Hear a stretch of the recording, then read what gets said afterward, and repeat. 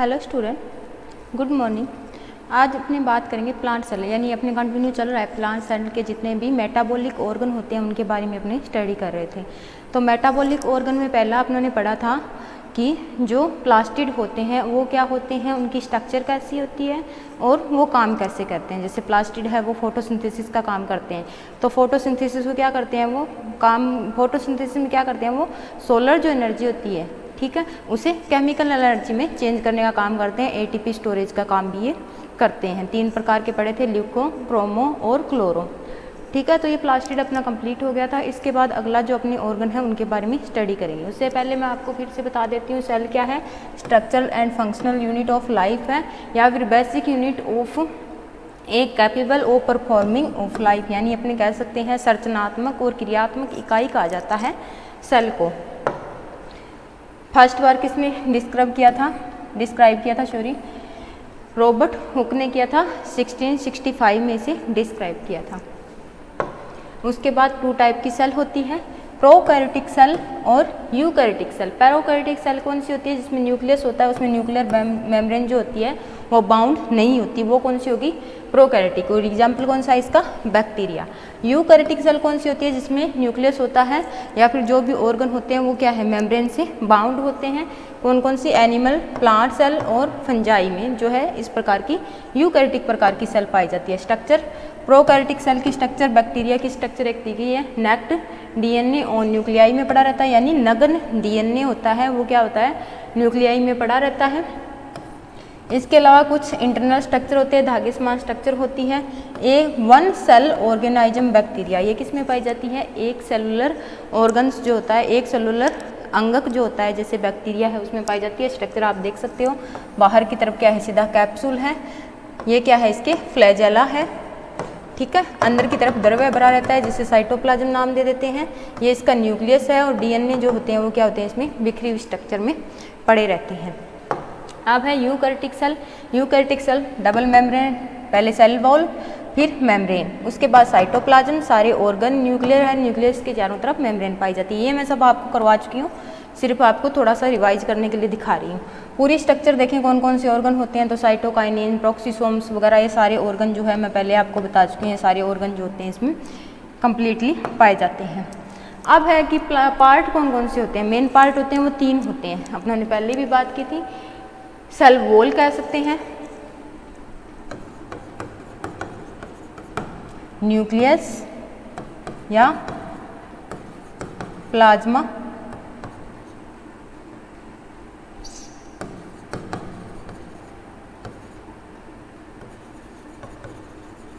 Membrane, ठीक है।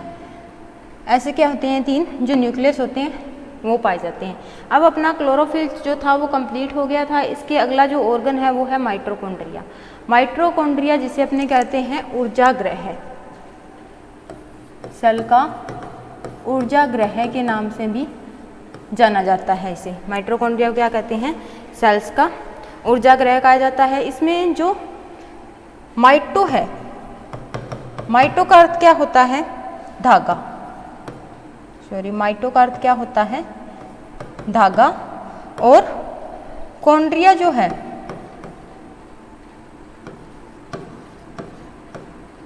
कॉन्ड्रियोन का मतलब क्या होता है, कण, यानी ऐसे कण जो धागे समान हो, धागों के समान पाए जाने वाले जो कण होंगे वो कौन से होंगे, माइटोकॉन्ड्रिया होंगे। इसकी शेप देखें तो क्या होती है, ये लॉन्गिट्यूड होता है या फिर रोड शेप का होता है। जैसे अपने को रोड शेप की स्ट्रक्चर इसको देखने को यहाँ पे मिल रही है। रोड शेप की क्या है, इसकी स्ट्रक्चर जो होती है वो पाई जाती है। इसके अदर नाम देखें, यानी दूसरे नाम अगर देखें, कुछ अलग अलग से नाम दिए गए हैं। जैसे शुरू में इसे क्या बोला गया था, कॉन्ड्रियोसोम, यानी सबसे पहले इसे क्या बोला गया था, कॉन्ड्रियोसोम या कॉन्ड्रियोप्लास्ट,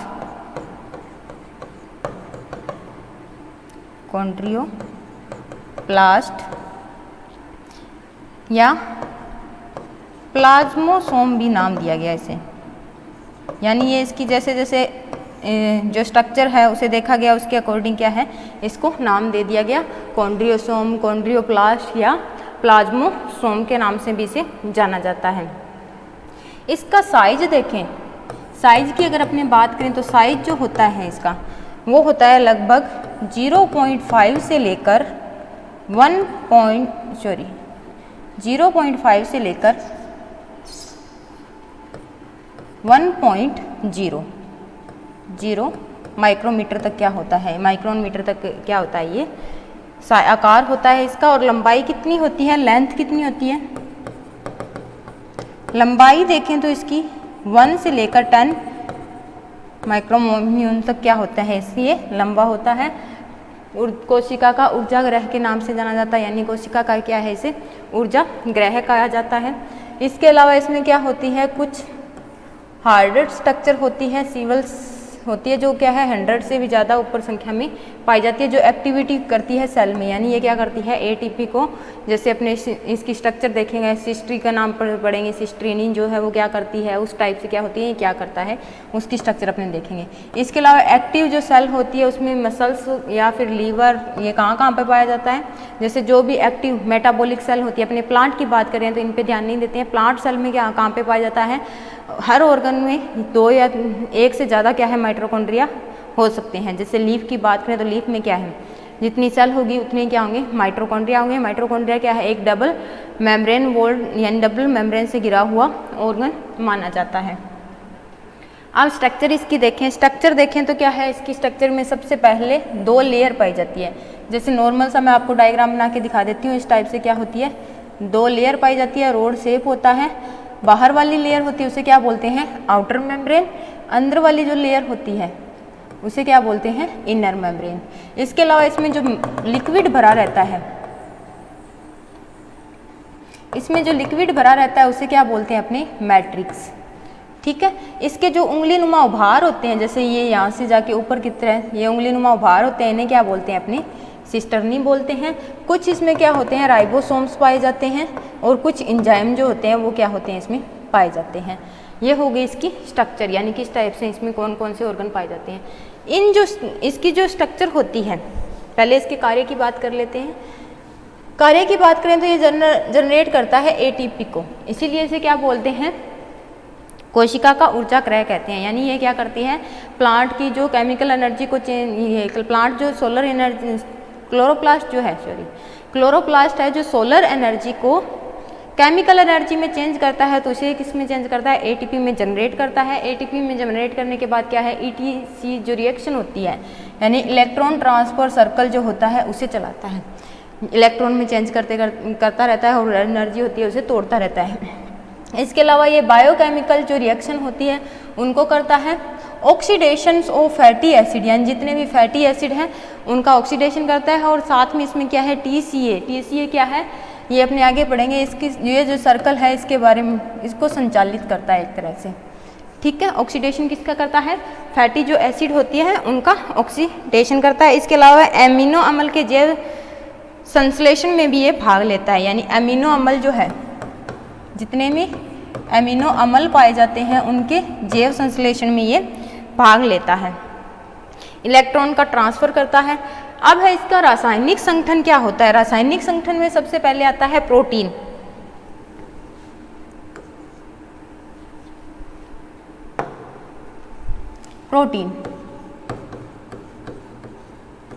प्रोटीन जो है इसमें लगभग 65 से लेकर 70% तक क्या है, इसमें प्रोटीन जो होता है वो पाया जाता है। फिर आता है लिपिड जो होता है इसमें लगभग 25 से लेकर 30% तक क्या है, इसमें लिपिड पाया जाता है।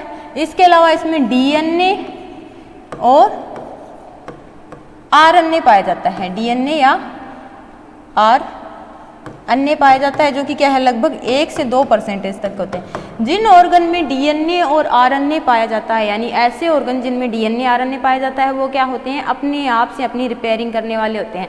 यानी माइटोकॉन्ड्रिया, जैसे क्लोरोप्लास्ट में डीएनए आरएनए पाया जाता था, उसका अपनों ने क्या बताया था कि ये अपने आप से अपने का निर्माण कर सकता है, यानी अपनी रिपेयरिंग है वो, कुछ मान लो कोई सा टुकड़ा टूट गया तो उसे अपने आप से बनाने में सक्षम होता है, क्योंकि डीएनए और आरएनए क्या होते हैं, अपनी रिपेयरिंग खुद करते हैं। इसमें रिकम्बिनेशन की क्या है प्रोसेस पाई जाती है, जिसके कारण क्या होते हैं, ये अपनी भरपाई, जो अपना ऑर्गन टूट गया उसे अपने आप से बनाने में सक्षम होते हैं।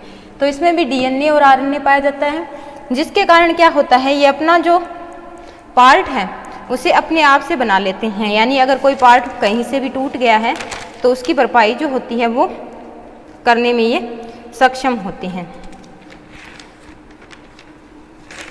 ठीक है, तो ये होगी इसकी स्ट्रक्चर के बारे में। इसका केमिकल रासायनिक संगठन जो होता है वो किस प्रकार का होता है। 3 ऑर्गन मेन पाए जाते हैं, लिपिड, प्रोटीन। प्रोटीन जो होता है वो सबसे ज़्यादा पाया जाता है इसमें। प्रोटीन कितना 65 से 70% तक इसमें प्रोटीन पाया जाता है। लिपिड जो होता है 25 से 30% पाया जाता है। आरएनए और डीएनए जो होता है 1 से 2% जो होती है इसमें आरएनए पाया जाता है। अब जो इसकी ये सिस्टर्नी होती है, इस पर क्या होते हैं, छोटे छोटे ग्रेन्यूल्स लगे रहते हैं जिन्हें F1 कण कहते हैं। ठीक है, या F1 ग्रेन्यूल्स भी कह सकते हैं। F1 ग्रेन्यूल्स होते हैं, इनका काम क्या होता है, ये क्या करते हैं, एटीपी की फॉर्मेशन करते हैं, यानी एटीपी को जनरेट करते हैं। ठीक है, जितनी भी केमिकल एनर्जी हाई है उससे यहाँ पे ये देखो ये छोटे छोटे ग्रेन्यूल्स लगे रहते हैं इस पे सिस्टर्नी पे। और अंदर की साइड जो होता है, जो एंजाइम जो होते हैं, यानी इसके अंदर की साइड क्या होते हैं, एंजाइम भरे रहते हैं। तो ये हो गई माइटोकॉन्ड्रिया की स्ट्रक्चर, इसके कार्य और ये काम कैसे करता है वो सारी स्ट्रक्चर हो गई। अब है गोल्जी बॉडी कॉम्प्लेक्स।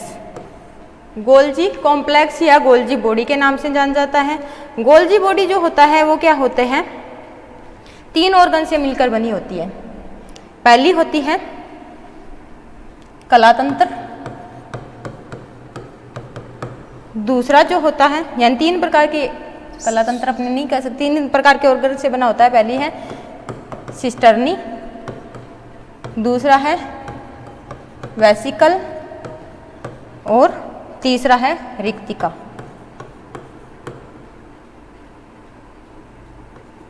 रिक्तिका, ये 3 प्रकार के ऑर्गन से क्या होता है, ये मिलकर बना होता है। इसमें क्या होता है, सिस्टर्नी की कंटेंट जो होती है वो 3 से 20 तक होती है। सिस्टर्नी कौन सी होती है, जो ये उभार होते हैं इसके ये। ठीक है, 3 से 20 तक क्या है इसकी संख्या होती है। अब है इसको अदर नाम कौन कौन से हो सकते हैं, यानी अन्य नाम कौन कौन से हो सकते हैं। अन्य नाम की अगर अपने बात करें तो इसे गोल्जीसोम, गोल्जीसोम, इसके अलावा लाइपोकॉन्ड्रिया,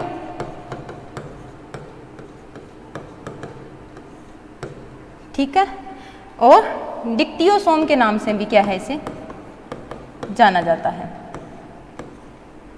गोल्जीसोम, लाइपोकॉन्ड्रिया और डिक्टियोसोम के नाम से भी जाना जाता है। इस ऑर्गन को क्या बोलते हैं, अपने कोशिका का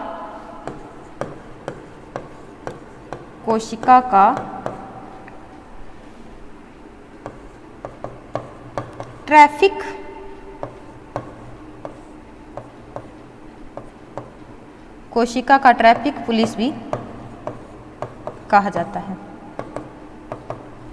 यानी इसे कोशिका का ट्रैफिक पुलिस कहा जाता है। क्यों कहा जाता है, क्योंकि ये क्या है, जो भी ऑर्गन आते हैं उनको क्या करता है, पचाता रहता है, यानी अन्य जो छोटे छोटे मॉलिक्यूल्स होते हैं उनको हटाता रहता है। एक तरह से कोशिका को अपने कह सकते हैं ब्रेक के रूप में काम करता रहता है। इसे सबसे पहले सर्वप्रथम क्या है, इसे किसने देखा था, या सर्वप्रथम इसको खोजा किसने था, सर्वप्रथम इसकी खोज किसने की थी, जॉर्ज ने की थी।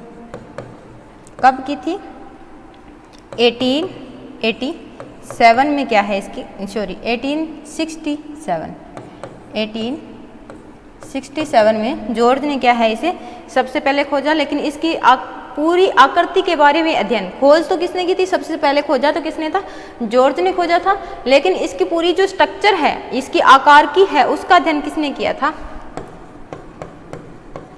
कैमलियो गोल्जी ने। और उन्हीं के नाम पे क्या है इसे गोल्जी बॉडी कहा गया। कैमलियो गोल्जी ने 1898 में क्या है इसकी पूरी आकार की जो है इसकी फिजियोलॉजी जो है उसको खोजा गया। यानी सबसे पहले खोजा तो इनका जॉर्ज ने था 1868 में, और इसको आकारकी का अध्ययन किसने किया था, सबसे पहले कैमलियो गोल्जी ने किया था। और उन्हीं के नाम के कारण क्या है इसका गोल्जी बॉडी जो है नाम पड़ा। अब है इसके स्ट्रक्चर के बारे में अपने देख लेते हैं। स्ट्रक्चर जो होती है 3 पाए जाते हैं, ये अपने बता ही दिया, सिस्टर्नी, वेसिकल्स और रिक्तिका, 3 पार्ट जो होते हैं इसके पाए जाते हैं। सबसे पहले है सिस्टर्नी। सिस्टर्नी जो होती है वो क्या होती है, 3 से लेकर 20 की संख्या में क्या है सिस्टर्नी जो है वो पाई जाती है। ये क्या होती है, स्मॉल होती है, फ्लैटेड होती है, मेम्ब्रेनस सेक होती है। मेम्ब्रेनस सेक का मतलब इस तरह की ये स्ट्रक्चर जो होती है ना,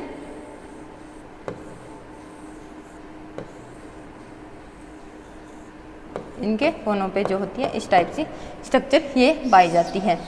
गोल्जी कॉम्प्लेक्स जो होता है उसमें क्या होते हैं, बहुत सारी छोटी छोटी सेल का क्या है सीक्रेट प्रोटीन जो होता है वो पाया जाता है। इसके अलावा ये मॉडिफाइड होती है, शॉर्ट होती है, पैकेज होती है, बंद होती है और ट्रांसपोर्ट का क्या है काम करती है। प्रोटीन रिसेसिव यानी प्रोटीन को क्या होती है ये रिसीव करती रहती है, इकट्ठा करती रहती है और किसको देती है, रफ जो ER है उसकी फॉर्मेशन जो होती है ये करती रहती है। अब है इसकी स्ट्रक्चर देखें तो स्ट्रक्चर अगर अपने देखें तो क्या है, इस टाइप की अपने को स्ट्रक्चर देखने को मिलती है। 2 डबल वॉल्ड होता है, ये इंटर का अंदर का जो स्पेस है और ये मीडियम सिस्टर्नी है, यानी ये बाहर की सिस्टर्नी, ये अंदर की सिस्टर्नी, ये मीडियम और ये बाहर की। सबसे बाहर की सिस्टर्नी है वो क्या होगी, थोड़ी सी फ्लैटेड होगी और बाहर की तरफ क्या है एक बड़े ऑर्गन की तरह काम करेगी। अंदर की साइड इसमें छोटे छोटे जो गोले अपने को दिखाई देते हैं वो क्या होती है इसकी वेसल्स होती है और ये कहाँ पे होती है, डायरेक्ट ER जो होती है उसके पास में होती है। ये ट्रांसपोर्ट करती रहती है किसका, वेसल्स का। वेसिकल्स जो होते हैं इनका ट्रांसपोर्ट जो होती है वो ER को करती रहती है। इससे ER का सिंथेसिस जो होता है वो लगातार होता रहता है। इसके अलावा ये क्या करती है, लाइसोसोम्स को भी क्या है इसकी वेसल्स जो होती है वो ट्रांसफ़र होती रहती है। डबल मेम्ब्रेन ऑर्गन है, दोनों मेम्ब्रेन के बीच में स्पेस मैंने आपको पहले ही बता दिया। कोई भी ऑर्गन है डबल मेम्ब्रेन उसमें लगभग 50 से लेकर 70 एंगस्ट्रॉन तक का बीच में 2 मेम्ब्रेन जो होगी, 2 मेम्ब्रेन मतलब 2 जो झिल्लियाँ होगी, जैसे पहली ये झिल्ली हो गई दूसरी ये झिल्ली होगी, इन दोनों के बीच का जो ये स्पेस है अंदर का यानी खाली जो जगह होगी है वो कितना होगा, 50 से लेकर 70 एंगस्ट्रॉन की लेंथ जो होगी उसमें पाई जाती है। तो ये हो गया अपना गोल्जी कॉम्प्लेक्स। अब है ER जिसे अपने बोलते हैं एंडोप्लाज्मिक रेटिकुलम, ER शॉर्ट में से ER भी कह सकते हैं। ER की अगर अपनी बात करें तो ER जो होती है कोशिका द्रव में क्या चारों ओर एक नलिकाओं का जाल फिरा रहता है। इसे अपने कोशिका का कंकाल भी कहा जाता है, कोशिका का कंकाल, यानी इसे कोशिका के कंकाल के नाम से भी जाना जाता है। ये क्या होता है, एक मेम्ब्रेन्स का नेटवर्क होता है, जाल होता है जो फ्लैट सेक और ट्यूब लाइक स्ट्रक्चर होती है। जैसे ये स्ट्रक्चर अपने को देखने को मिलती है, इस टाइप की क्या है स्ट्रक्चर होती है। ये भी क्या है 2 टाइप की होती है, रफ ER और स्मूथ ER। और जो ER होती है इसकी जो वॉल होती है वहाँ पे क्या होते हैं, राइबोसोम्स पाए जाते हैं। राइबोसोम कहाँ पाए जाते हैं, ER की जो वॉल होती है उस पे पाए जाते हैं। ये भी क्या है 3 प्रकार के ऑर्गन से मिलकर बनी होती है। 3 जो घटक होते हैं वो पाए जाते हैं इसमें। पहली है सिस्टर्नी, दूसरी है वाहिका या वेसल्स और तीसरी है ट्यूब्स, ट्यूबलेस जो होती है। ये 3 प्रकार की जो है इसमें स्ट्रक्चर पाई जाती है। ये जो है इसकी सिस्टर्नी है, ठीक है। वाहिकाएं कौन सी है, ये बीच का जो एरिया है इसका वाहिकाएं हैं। ट्यूबलेस ये बाहर की तरफ ये ट्यूब सी अपने को दिखाई दे रही है, क्या है इसकी ट्यूबलेस कहलाती है। अब है इसकी स्ट्रक्चर अगर अपने देखें तो क्या है, न्यूक्लियर एवलप्स यानी अंदर की तरफ जो अपने कह सकते हैं गिरा हुआ पार्ट होता है न्यूक्लियस के चारों तरफ से ये शुरू होना, या न्यूक्लियस के बाहर की जो वॉल है वहाँ से ये बनना शुरू होती है। इसकी वेसिकल्स है उस पर क्या है राइबोसोम पाए जाते हैं और ये 2 तरह की होती है। रफ कौन सी होती है, जो खुरदरी ER होती है, यानी जिसपे जो इसकी भित्ति होती है उस पर ग्रेन्यूल्स पाए जाते हैं, छोटे छोटे कण पाए जाते हैं। या फिर ये खुरदरा सा पल्ली होती है वो क्या होती है रफ ER। और स्मूथ ER जो थोड़ी सी चिकनी होती है वो कौन सी हो गई, स्मूथ ER। एंडोप्लाज्मिक रेटिकुलम का कार्य सबसे पहले अगर इसका मेन कार्य देखें तो क्या है, प्रोटीन का संश्लेषण। प्रोटीन का ये क्या करती है,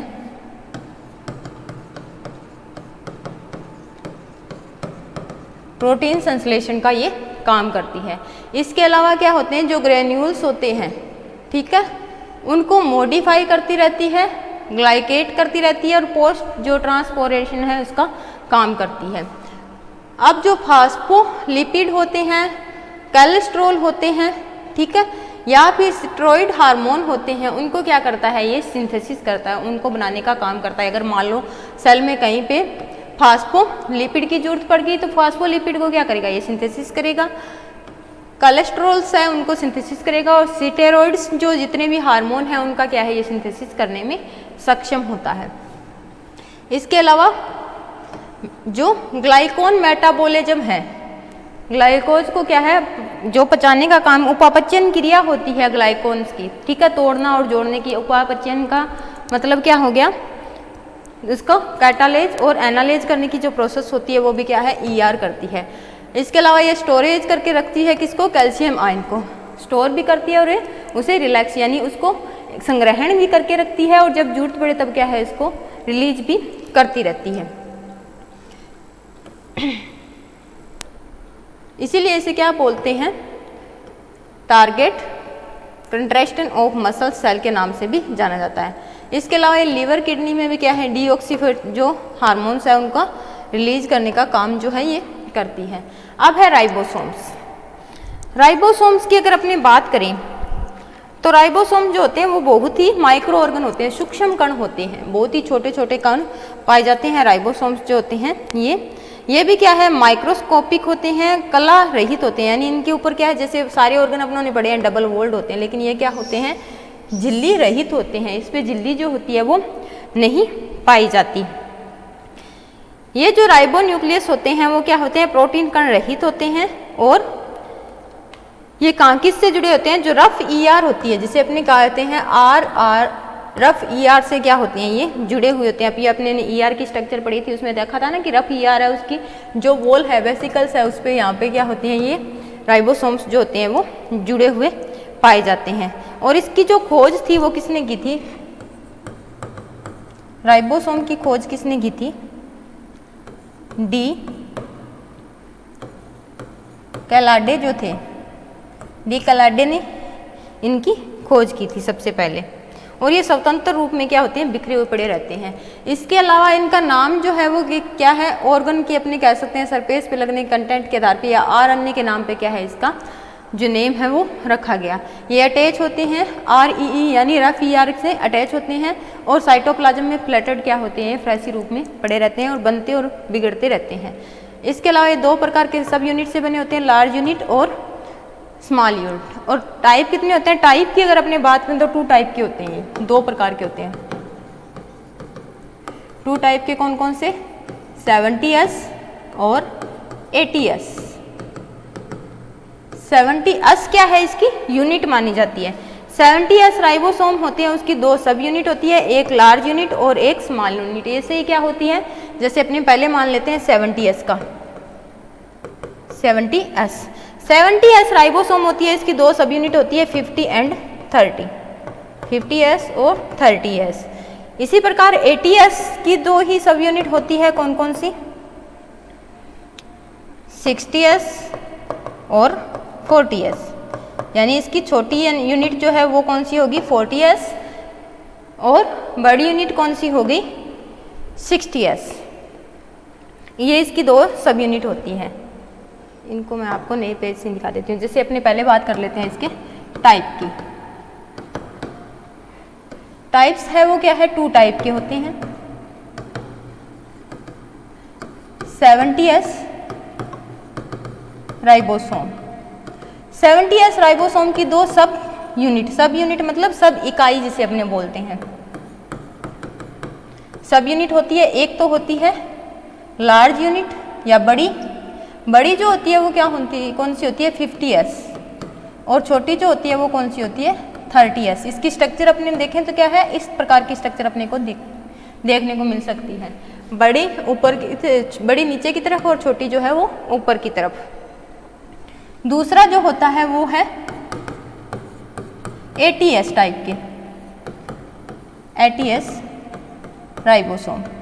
80S राइबोसोम होती है, इसकी भी 2 सब यूनिट होती है, कौन कौन सी, 60s और 40s। ठीक है, इसकी स्ट्रक्चर भी इस तरह से अपने को देखने को मिलती है।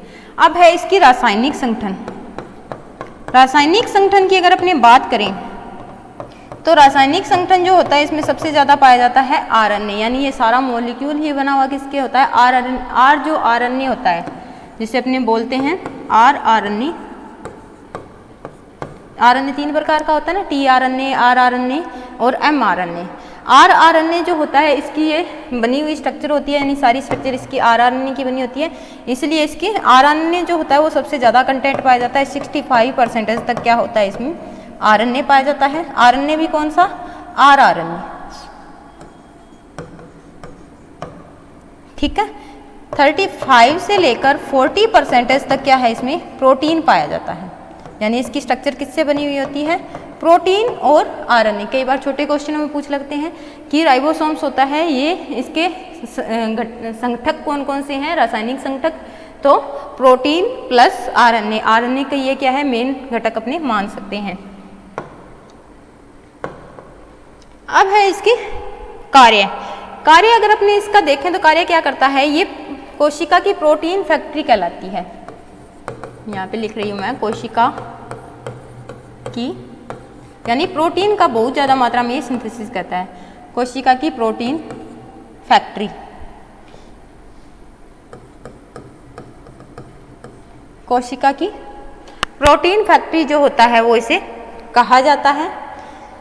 प्रोटीन संश्लेषण में ये सहायक है, प्रोटीन फैक्ट्री है मतलब प्रोटीन संश्लेषण में ये सहायक होता है। ये हो गया इसका कार्य। अब है न्यूक्लियस। न्यूक्लियस की बात करें तो ये कोशिका का केंद्र जिसे अपने कह सकते हैं, यानी पूरा संचालन करने वाला, कोशिका की पूरी जो स्ट्रक्चर होती है उसका संचालन करने वाला जो होता है वो केंद्रक होता है। इसे क्या बोलते हैं अपने, कोशिका का नियंत्रक ग्रह। कोशिका का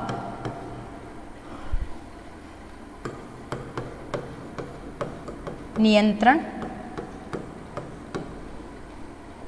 केंद्र कहा जाता है, यानी पूरी कोशिका किसी के कंट्रोल में होती है। न्यूक्लियस या केंद्रक जिसे हिंदी में बोलते हैं, केंद्रक के क्या है, कंट्रोल में होती है। इसमें क्या है, बहुत सारे एंजाइम पाए जाते हैं, जैसे पॉलीमेरेज एंजाइम जो होते हैं वो पाए जाते हैं। पॉलीमेरेज जो एंजाइम होते हैं उनकी संख्या जो होती है वो बहुतायत में उपस्थित होती है। इसके अलावा इसमें आरएनए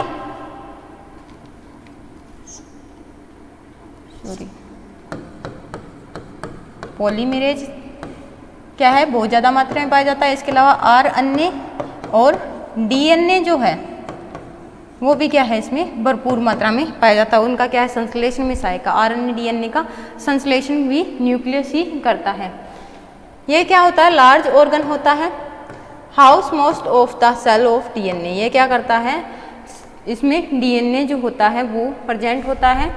इसके अलावा इसमें जीन होते हैं वो पाए जाते हैं। ये क्या करता है, कंट्रोल करता है, जितनी भी ऑर्गन होते हैं उनकी एक्टिविटी को क्या करता है, ये कंट्रोल करके रखता है। यानी न्यूक्लियस जो होता है पूरी सेल की जो एक्टिविटी होती है उनको कंट्रोल करने का काम करता है। अब है स्ट्रक्चर। स्ट्रक्चर की बात करें तो ये क्या होता है, स्फेरिकल या ओव्यूल शेप का होता है। ठीक है, स्फेरिकल या ओव्यूल शेप का, यानी या तो क्या होगा, ये इस टाइप से होगा या थोड़ा सा गोल स्ट्रक्चर का इस टाइप से क्या है न्यूक्लियस अपने को देखने को मिल सकता है। सिंगल न्यूक्लियस, एक सेल में केवल एक ही न्यूक्लियस पाया जाता है। इसके अलावा इसमें क्या होती है, आरबीसी छोड़ो, न्यूक्लियस मेम्ब्रेन जो होती है इसमें पाई जाती है। न्यूक्लियस होता है, न्यूक्लियस के चारों तरफ क्या होती है, न्यूक्लियर मेम्ब्रेन जो होती है वो प्रेजेंट होती है। और ये कहाँ पे होता है, इसके बाहर की तरफ क्या होती है, रफ ईआर जो होती है वो उसका कंटेंट, यानी न्यूक्लियर जो होता है उसमें कंटेंट किसका होता है, ईआर का। आर ईआर जो होती है इसका कंटेंट होता है। इसके अलावा न्यूक्लियर पोर जो होते हैं वो इसमें उपस्थित होते हैं। न्यूक्लियर पोर जो होते हैं वो क्या होते हैं, सर्कुलर होते हैं, सर्कुलर शेप में अरेंज होते हैं और प्रोटीन सराउंडेड होते हैं। यानी एक रो में अपने कह सकते हैं इस टाइप से ये अटैच होते हैं और इनके चारों तरफ जो वॉल होती है वहाँ पे क्या होते हैं, प्रोटीन से क्या होते हैं, ये घिरे हुए पाए जाते हैं। जैसे स्ट्रक्चर अपने देखते हैं तो क्या ये न्यूक्लियर पोर इस टाइप से इनकी स्ट्रक्चर होती है और इनके चारों तरफ जो वॉल होती है इस पर क्या होती है, प्रोटीन साउंड होती है, प्रोटीन से क्या होते हैं, ये घिरे हुए पाए जाते हैं। फंक्शन अगर अपने देखें तो क्या करता है, ये सेलुलर स्ट्रक्चर जो है उसे कंट्रोल करता है। दूसरा डायरेक्टली क्या करता है, ये सेलुलर ऑर्गन की जो एक्टिविटी है उनको कंट्रोल करता है। और production of ribosome in nuclei, यानी न्यूक्लियाई में राइबोसोम की जो फॉर्मेशन है उसको करने में सक्षम होता है। ठीक है। इसके अलावा इसमें 2 स्तरीय आवरण जो पाया जाता है उसमें क्या होती है, लिपोप्रोटीन की बनी होती है, यानी इसकी जो भित्ति होती है, बाहर की जो भित्ति होती है वो किसकी बनी होती है,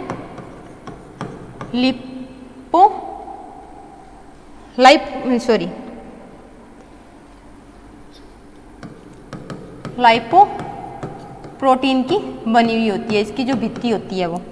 ठीक है। इसके अलावा इसमें केंद्रिका में क्या होते हैं, छोटे छोटे धागेनुमा स्ट्रक्चर होती है जिसे अपने क्या बोलते हैं, क्रोमेटिन बोलते हैं। ठीक है। इसकी आकृति जो होती है अनिश्चित आकार की होती है, लिपोप्रोटीन की बनी होती है। वॉल जो होती है वो और 60 से लेकर 19 एंगस्ट्रॉम की तक क्या है, ये चौड़ाई जो होती है इसकी हो सकती है। 60 से लेकर 90 एंगस्ट्रॉम जो होती है, इतनी इसकी क्या होती है, चौड़ाई जो होती है वो हो सकती है।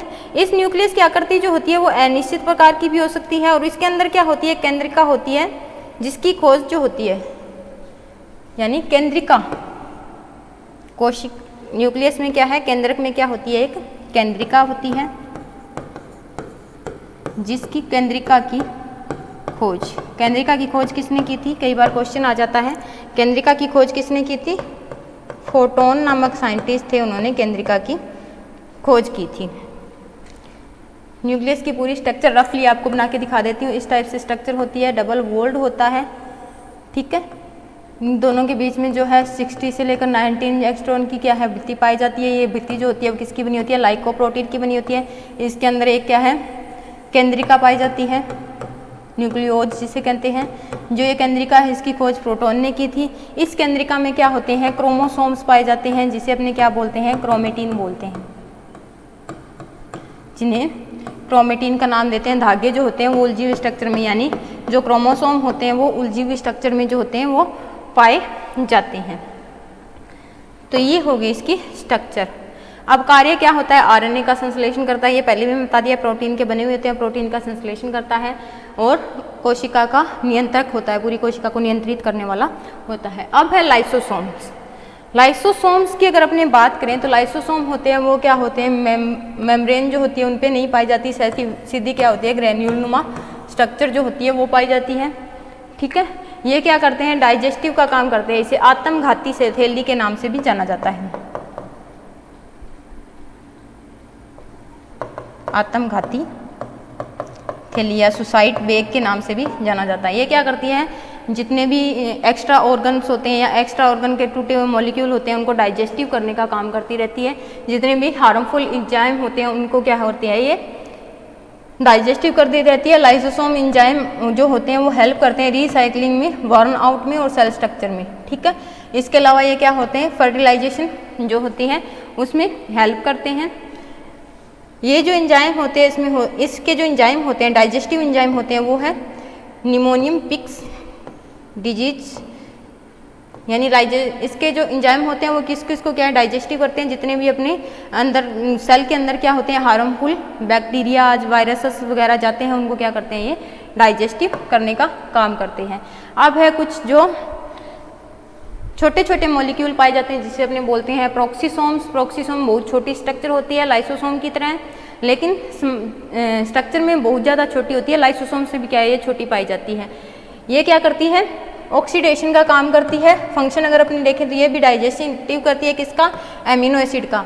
लाइसोसोम तो डाइजेस्टिव किसका करते हैं, जितने भी हार्मफुल ऑर्गन होते हैं या फिर जितने भी अपने कह सकते हैं एक्स्ट्रा सेलुलर ऑर्गन होते हैं उनका डाइजेस्टिव करते हैं। और ये प्रोक्सीसोम होते हैं किसका डाइजेस्टिव करते हैं, amino acid oxidation of large chain of fatty acid, यानी एमिनो एसिड और फैटी एसिड की जो लंबी चेन होती है उनका डाइजेस्टिव ये करते हैं। इसके अलावा ये क्या करते हैं, जितने भी टॉक्सिक होते हैं उनके इफेक्ट से बचाते हैं। ठीक है। इसीलिए इनको क्या बोलते हैं, लैंड टू जीरिक सिंड्रोम के नाम से भी इसको जाना जाता है। तो ये हो गए अपने सेलुलर ऑर्गन, यानी सेलुलर ऑर्गन कौन कौन से होते हैं, सारे सेलुलर ऑर्गन के बारे में अपनों ने बात कर ली। मेन जितने भी सेलुलर ऑर्गन होते हैं इनके बारे में। इसी के साथ अपना जो प्लांट सेल है का जो टॉपिक है वो कंप्लीट होता है। कल के लेक्चर में अपने पढ़ेंगे कि ऑस्मोसिस क्या होता है, यानी सेल जो होती है वो क्या है, जल को लेना और जल को बाहर निकालना, वो प्रोसेस होती है, वो किसके द्वारा करती है, वो सारा प्रोसेस है आगे का, वो अपने कल से पढ़ेंगे। आज के लिए इतना ही। Thank you.